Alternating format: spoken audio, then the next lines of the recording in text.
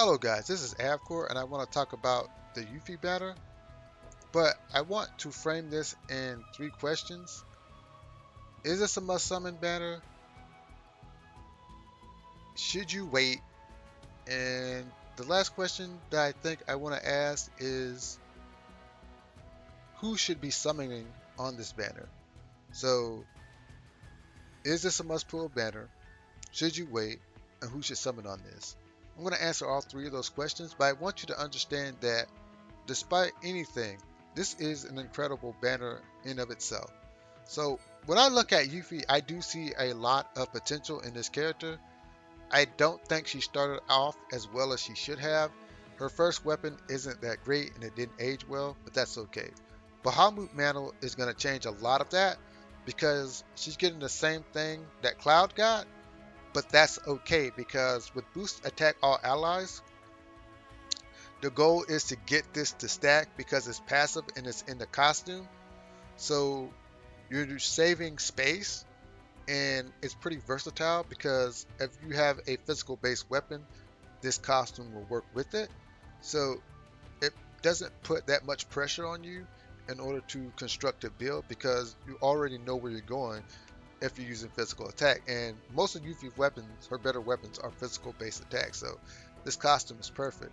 Bahamut's Bite is good as always, but the question, should you wait? The reason why I want to answer this now is because boost attack, you want to stack this. So the trick to these costumes is you want to get at least two, if not three, and then these will stack on top of each other, and you'll see a lot of players right now breaking the 10,000 attack threshold, physical attack or magic attack threshold, because of this status effect. So you may want to wait to see what synergy the other two have with these current characters so you can plan appropriately. So I'll answer the first question the third question right there, because that's very important. That's something you really need to think about, and it's something that we need to stress in the community. Bahamut Cutter is everything that I wanted it to be, and I was surprised that they gave it to me. So the R abilities are pretty much the same as Cloud's, the 4639, and even the S abilities, you get 2 P attacks and a sigil boost, so that's pretty much self-explanatory. The the real juicy stuff is in the skill itself, not so much in the R abilities or the material abilities, which are pretty standard. So the thing that makes this weapon so good is it has three things going on. First of all, the weapon itself has a high damage multiplier, starting out at 540% at base 120. And when you multiply that by 1.3 when a debuff is granted, and understand that debuffs are pretty much mandatory for high end content, so you're going to pretty much get the 1.3 multiplier more times than not, so that's not something you really need to worry about. The HP threshold is a little more difficult. This is pretty easy. And when you multiply that by 1.3, it comes out to 702 damage, which is not really good in the current meta, but it gets you started on the path to her becoming what she's supposed to be. But the thing that solidifies everything that makes it come together is the fact that as she is attacking, she's also raising the magic defense of the whole party, which is pretty insane because this provides so much utility and flexibility in team building. Case in point, if you have Barret, if you have OB6, or just basically OB1 assault gun with like 8 ATB between the two of them, you'll have 2 stacks of P defense and 2 stacks of M defense. And that's not to saying that if you had a better Barret or a better Mat that you couldn't stack that faster. And nowadays you're gonna want magic defense over physical defense anyway. So this is pretty awesome. I know that people will argue that Kamura 1 is better, but what if you don't want to stack attack? Maybe you have a magic attack team.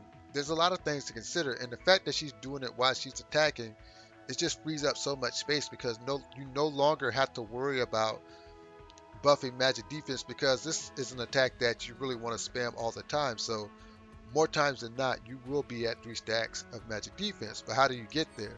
You get there by taking it to OB6 because at OB6, you actually, with two hits, can actually hit max potency on magic defense, which is really good. It's absolutely good. And when you multiply 950% physical non-elemental damage by 1.3, you're hitting 1,235 physical non-elemental damage, which is absolutely insane. And the 635 P attack is phenomenal. So at OB10, it gets really insane because you're hitting 1,080 physical non-elemental damage. With the 1.3 multiplier, you're looking at 1,404 damage, which is absolutely insane. That's like guide gloves level damage.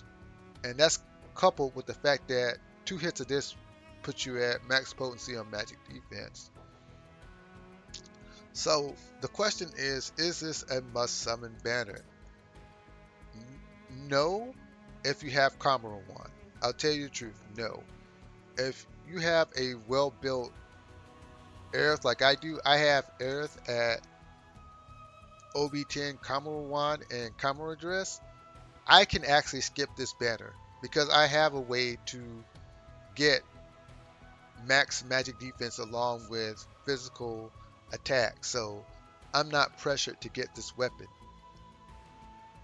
But it is still a good weapon. But if you're like me and you have a OB10 Kamara wand, then you don't need it. Who should summon on this banner? If you are a serious Yuffie player, your future with this character is determined by this banner. How far are you going to take her? How good is she going to be? Is going to be determined by this banner. That's how powerful this weapon is. It totally changes Yuffie's outlook in future as a character because it's so strong. Because you can start fitting her into teams and you can start aggressively using her. So that's the second question. First question is not a must summon if you have Kamara wand. If you don't have Kamara wand, you better have like Core Defender or some of Matt's other better weapons because you're going to need a way to boost magic defense. Second, this is for serious Yuffie players. If you're a serious Yuffie player, you really need to get a handle on this. Even if you just get the costume, that would be more than enough. And I already answered the third question. You may want to wait because with these costumes, they're actually synergistic and you do want to start building a team based on what these characters can do, not only separate but together. So there's a lot to consider, and let me know in the comments what are your thoughts on this banner. How do you feel that it changes Yuffie as a player and if you're going to summon? But anyways, like, share, subscribe, and have a great day, and laters.